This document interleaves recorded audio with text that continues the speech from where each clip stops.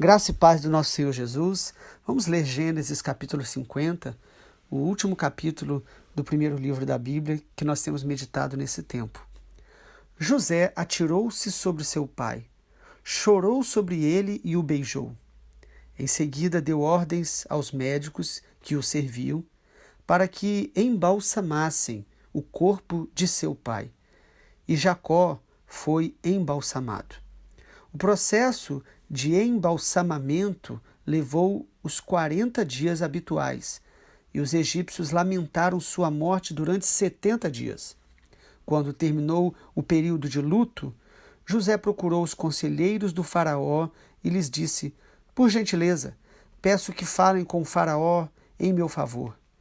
Digam-lhe que meu pai me fez prestar um juramento. Disse: morrerei em breve, leve meu corpo de volta para a terra de Canaã e coloque-me na sepultura que preparei para mim. Portanto, peço que me deixe ir sepultar meu pai e depois voltarei sem demora. O faraó atendeu ao pedido de José e disse: vá e sepulte seu pai, como ele o fez prometer. Então José partiu para sepultar seu pai. Foi acompanhado de todos os oficiais do faraó, todos os membros mais importantes da casa do faraó e todos os oficiais de alto escalão do Egito. José também levou consigo toda a sua família, seus irmãos e a família deles.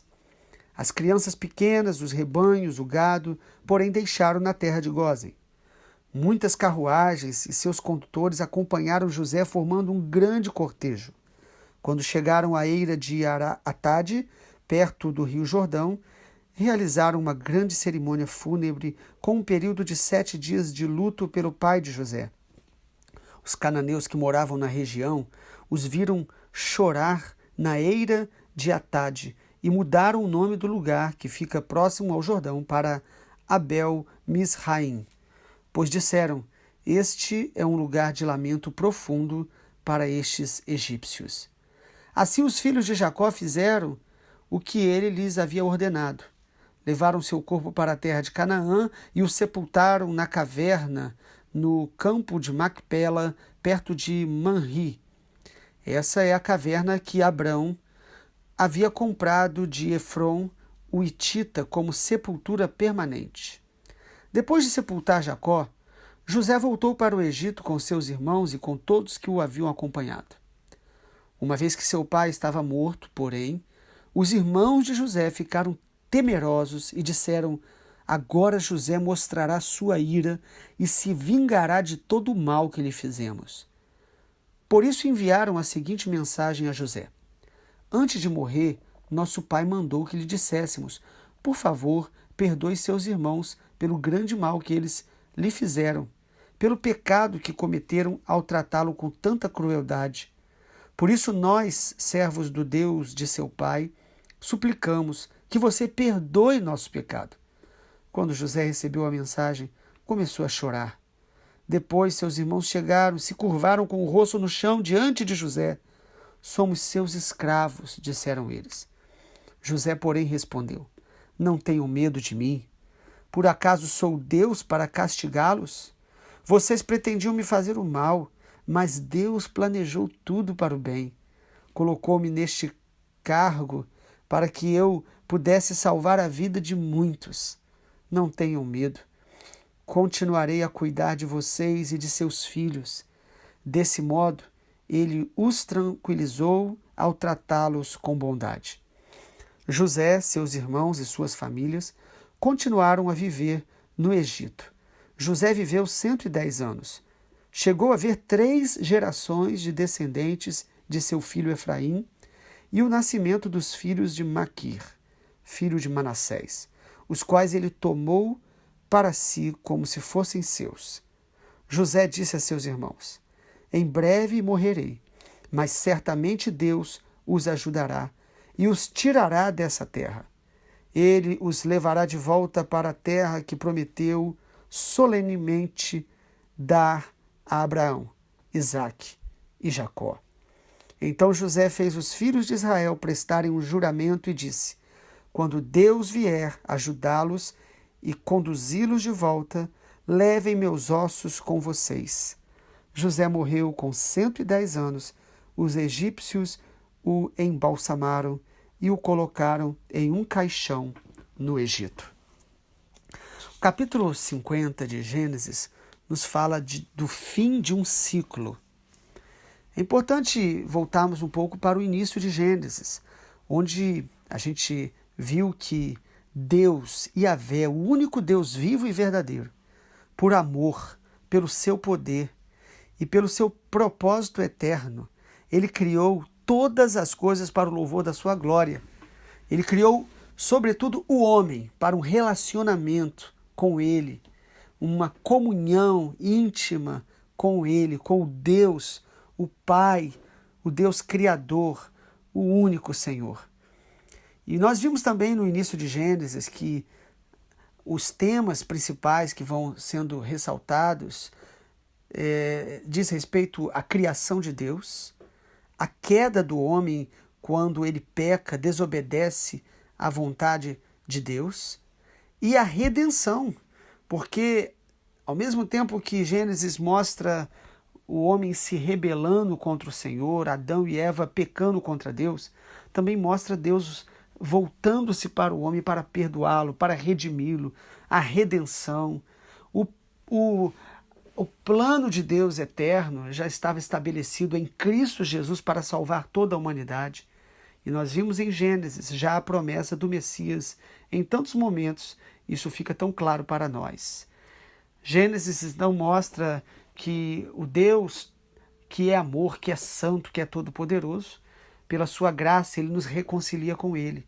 E ele chama um povo, através de Abraão, ele gera um povo, uma nação, para a manifestação do seu reino, para a manifestação da sua glória, para que todas as nações o conheçam e o adorem. Mas vimos também em Gênesis, logo no início, que juntamente com esta geração, esta linhagem fiel a Deus, uma outra linhagem permaneceu rebelde ao Senhor. Nós vimos então que sempre teremos na face da terra homens que vão responder à graça, ao chamado de Deus e vão andar com Deus através de Cristo Jesus, mas também nós vamos ver sempre uma linhagem, nós vamos ver sempre pessoas que se rebelam contra a vontade de Deus. Abraão e seus descendentes, a partir do capítulo 12 de Gênesis, nós vimos, foram separados por Deus de uma maneira singular, para andar com Deus, testemunhar e ser bênção para todas as nações, porque através da nação de Israel, dos descendentes de Abraão, o Messias viria, e o Messias veio.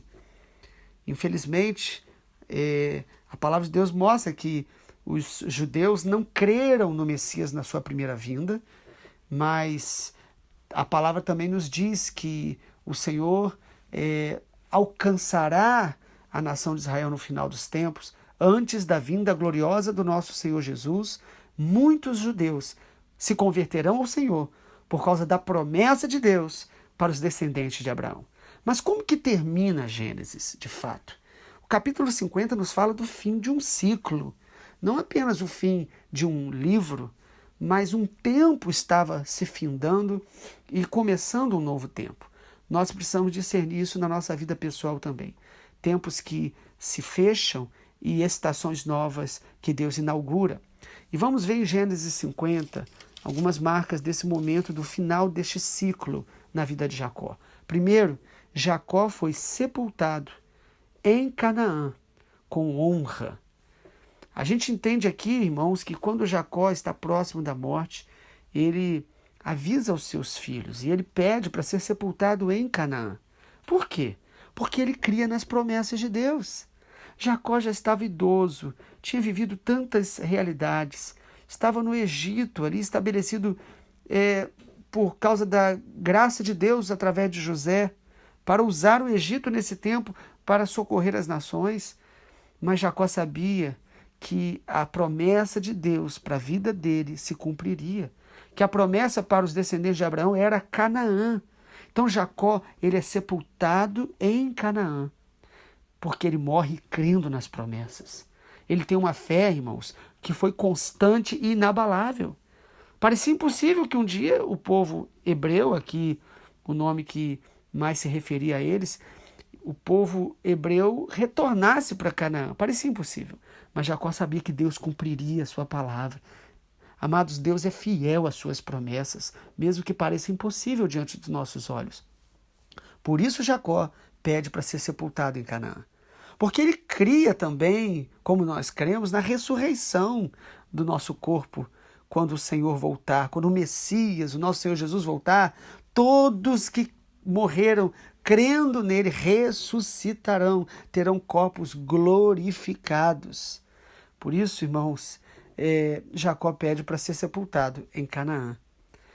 É importante percebermos toda essa honra que foi dada de uma maneira tão especial, mesmo sendo ele ali alguém que não era do Egito, mas por causa de José. E José, pelo entendimento que tem de que o corpo humano, ainda que ele volte para o pó, ele deve ser tratado nesse momento aí de sepultamento com toda a dignidade, que é importante. Para nós sabemos que o nosso corpo será sepultado como uma semente, porque nós ressuscitaremos com o corpo glorificado. Por isso, nós tratamos com essa honra devida este momento de dor, de lamento e de despedida dos entes queridos. Em segundo lugar, Gênesis 50 também nos mostra José chorando a dor e a partida do seu pai. Importante a gente perceber que José era um homem de Deus, era um grande estadista, um grande líder, mas ele é capaz de chorar mais uma vez. O texto nos mostra os 2 últimos choros de José. Vimos aqui 7 momentos em Gênesis que José chora. É alguém que tem capacidade de expressar suas emoções, que sabe chorar com os que choram, chorar as suas dores. O povo de Deus, amado, é um povo que também tem os seus sentimentos e deve expressar.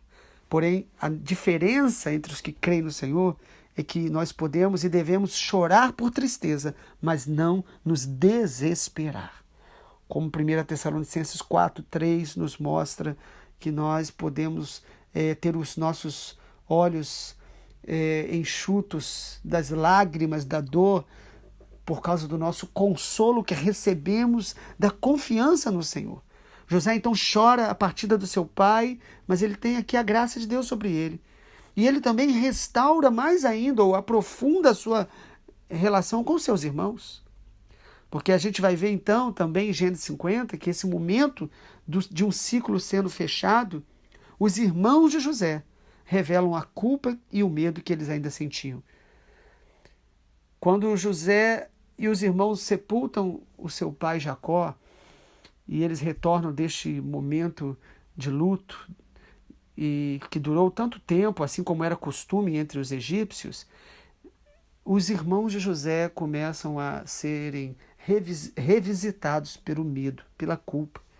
Eles ainda duvidavam se realmente José os perdoou, se José não podia em algum momento revidar tudo aquilo que eles fizeram. E amado José, um homem que sabia que o Senhor estava com ele, mostra mais uma vez para os irmãos que o coração dele já era curado, restaurado e não havia motivo para medo e culpa. Como é grave erros que cometemos, pecados que nós praticamos, quando não realmente temos a consciência do perdão e da graça de Deus, nós podemos carregar culpa e medo durante muito tempo da nossa vida. Nós precisamos deixar Deus tratar e aprofundar essa revelação do seu perdão e graça para que a gente não viva debaixo de uma consciência que nos acuse. Os irmãos de José mostram que a consciência deles ainda carregava culpa e ainda abrigava medos, mas José aqui, mais uma vez, reafirma o perdão e o amor para com eles. E em quarto lugar, a gente percebe também que tudo isso ocorre debaixo da revelação que José tinha da soberania de Deus e das promessas de Deus. Irmãos, José mais uma vez declara que Deus é quem permitiu tudo que ele passou, inclusive o que os irmãos fizeram com ele. José afirma mais uma vez que Deus foi quem permitiu todas essas coisas. No versículo de número 19, diz que José respondeu: não tenham medo de mim. Eu não sou Deus para castigá-los. Vocês pretenderam fazer mal contra mim, mas Deus planejou tudo para o bem. Ele me colocou neste cargo para que eu pudesse salvar a vida de muitos. Não tenham medo. Sabe o que José está dizendo? Vocês fizeram mal contra mim, sim, mas Deus planejou para que tudo isso viesse a se tornar um bem maior na minha vida. E não apenas isso, mas Deus me colocou neste lugar para que eu pudesse abençoar a muitos. José tem consciência, amado, da soberania de Deus por trás das permissões, das provações, das feridas que foram causadas ao seu coração.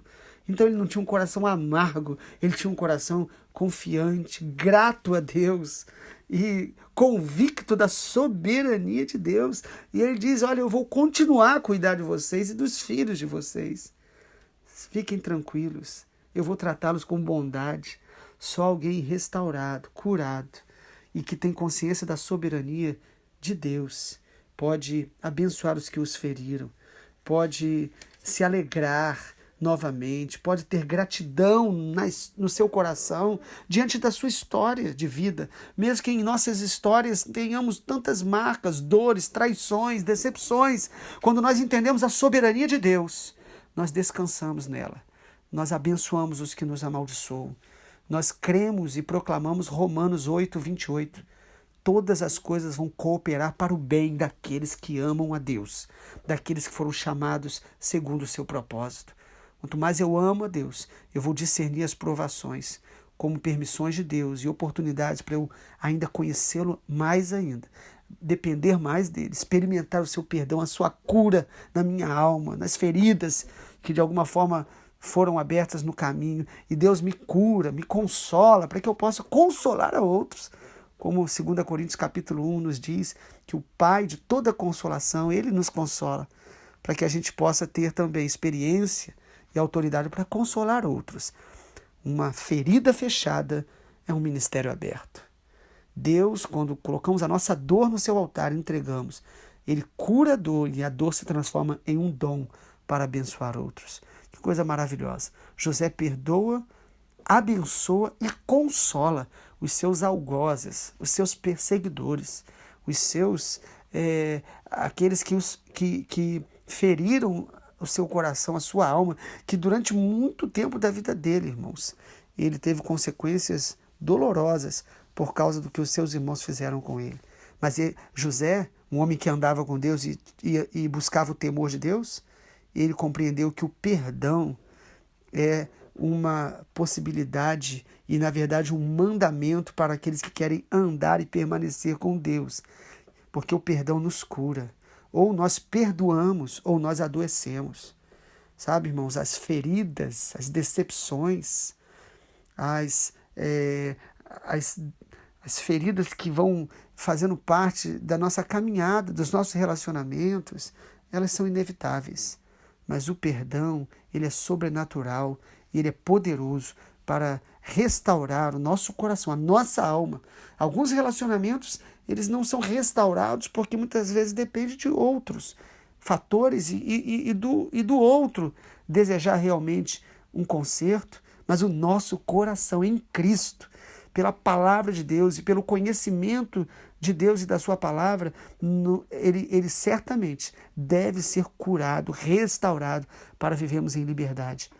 Gênesis 50 não termina com uma família desestruturada, um José ferido e amargo. Não, amados. Termina com uma revelação da soberania de Deus e de uma fé nas promessas de Deus. O perdão é a chave da unção dobrada.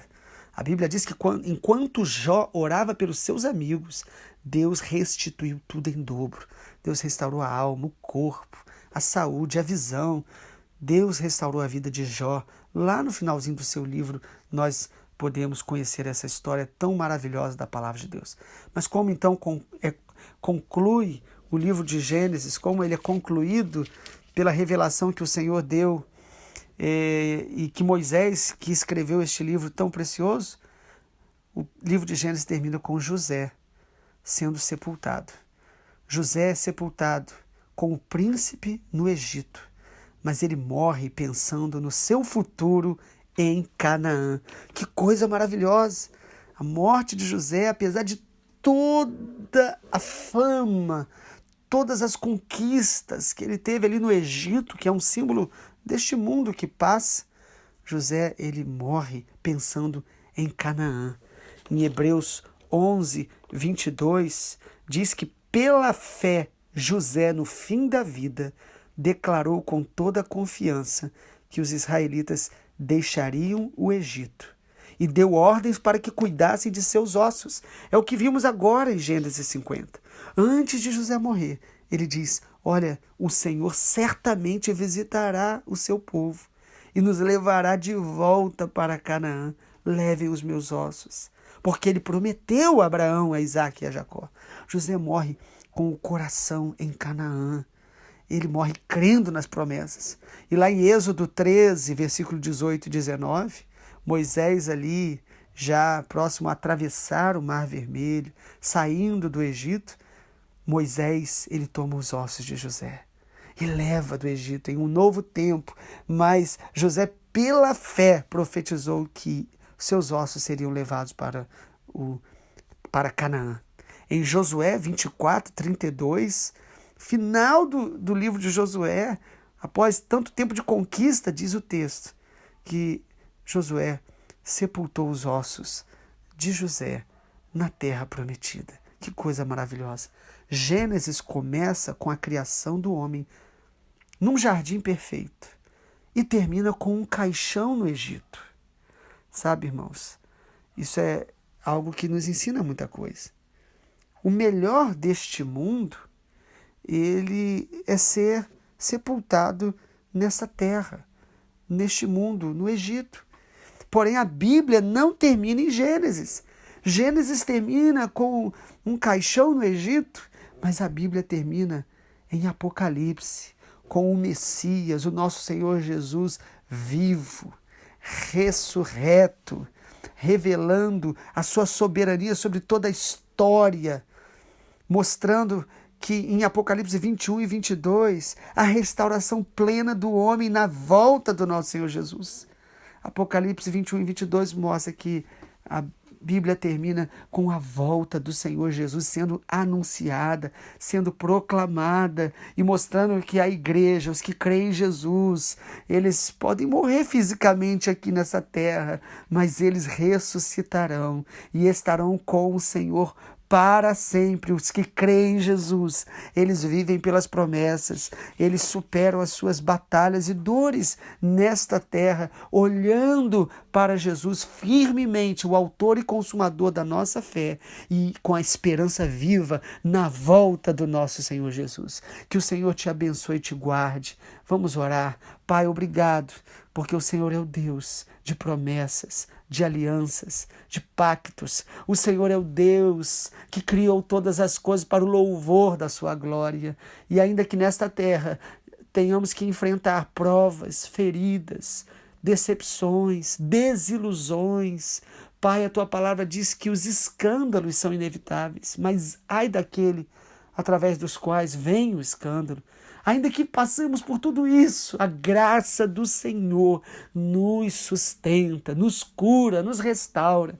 Senhor, que nós possamos crescer dia a dia na Tua palavra e que a revelação de Gênesis nos inspire a ser parte desta genealogia, destes, ó Deus, que permanecem no Senhor, que andam em Tua promessa, na Tua palavra, na Tua presença, que nós possamos ser essa linhagem que anda com o único Deus, Yahvé, o Deus vivo e verdadeiro, através de Jesus, o Messias, o nosso Senhor e Salvador. Nos abençoe, que a visão da soberania do Senhor seja fortalecedora em nossa caminhada, até que o Senhor Jesus volte, em nome de Jesus. Amém.